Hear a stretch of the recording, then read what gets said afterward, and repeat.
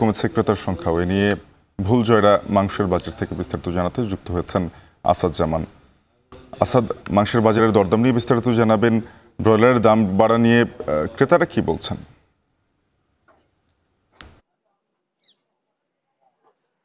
শাফিন, আপনি যেমনটি বলছিলেন যে সপ্তাহের ব্যবধানে কিন্তু ব্রয়লার মুরগির দাম কেজিতে 10 টাকা বেড়েছে। তো আগে 180 টাকায় বিক্রি হলেও কিন্তু আজ দেখা যাচ্ছে যে বিভিন্ন বাজারে 190 টাকায় বিক্রি হচ্ছে। অপরিবর্তিত রয়েছে খাসি এবং গরুর মাংসের দাম।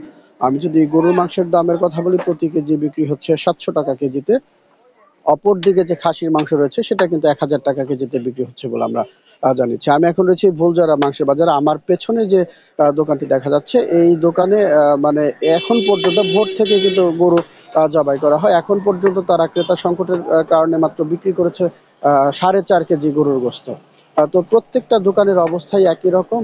আমার যে বাজারে রয়েছে সেই বাজারে মোট দোকান রয়েছে 10টি।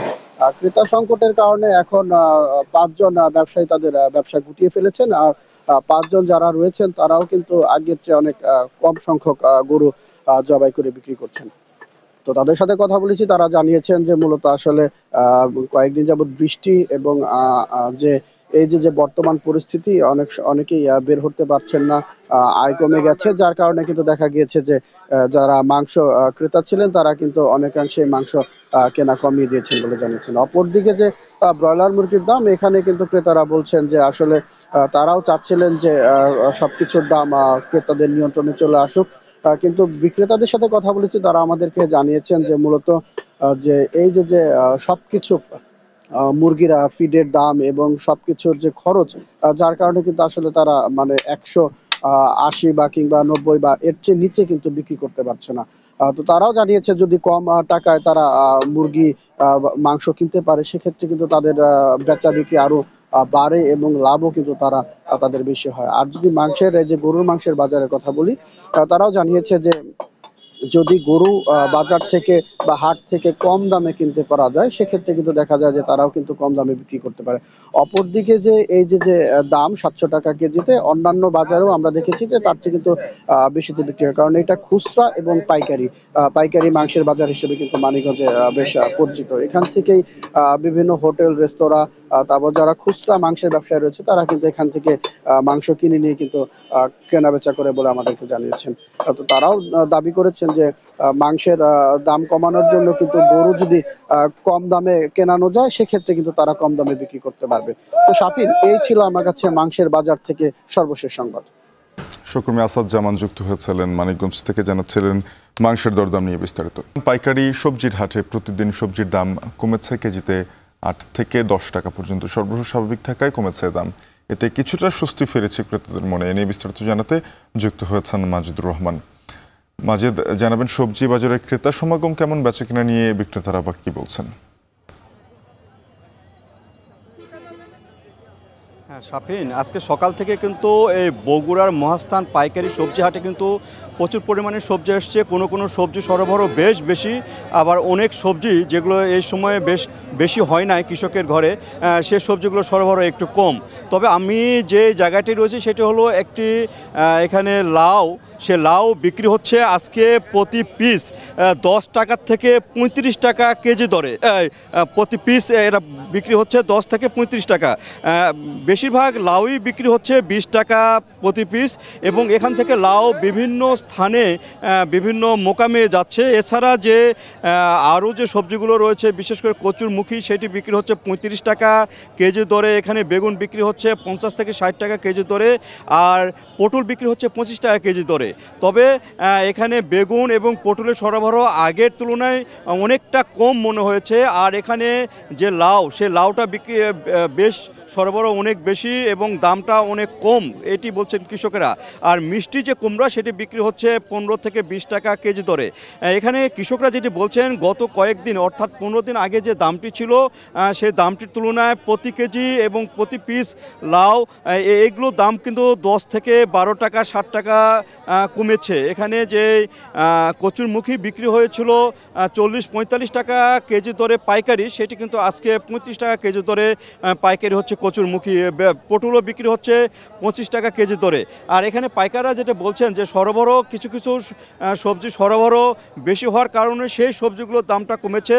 এখানে করলা কিন্তু আজকে বিক্রি হচ্ছে করলা 50 থেকে 55 টাকা কেজি দরে। করলার সরবরাহটা একটু কম এবং এই জন্য দামটা একটু বেশি। আর লাউয়ের সরবরাহ বেশ বেশি, এই জন্য এখানে দামটা কম। এই সরবরাহ উপর নির্ভর করে কিন্তু দামটা নির্ভর করে এই পাইকারি হাটে। আর এখানকার যে সবজি সে সবজিগুলো যায় ঢাকা এবং অন্য যে জেলাগুলো রয়েছে সেই জেলাগুলোতে এখানকার সবজি যায়। এখন পাইকাররা যেটি বলছেন যে সবজি এখানে কেনার উপর তারা দাম ওখানে বিক্রি করেন, এইভাবে তারা কেনা বেচা করেন। তো এই ছিল সাফিন আমার কাছে বগুড়ার যে পাইকারি সবজি বাজার, এখান থেকে দরদামে সর্বশেষ। বাংলা বাজার থেকে যুক্ত হয়েছেন সহকর্মী ফিরদাউস সোহাগ। সোহাগ, জানাবেন যে চলমান বন্যায় বরিশালের সবজির বাজারে কি ধরনের প্রভাব পড়েছে, সবজির দরদাম কেমন?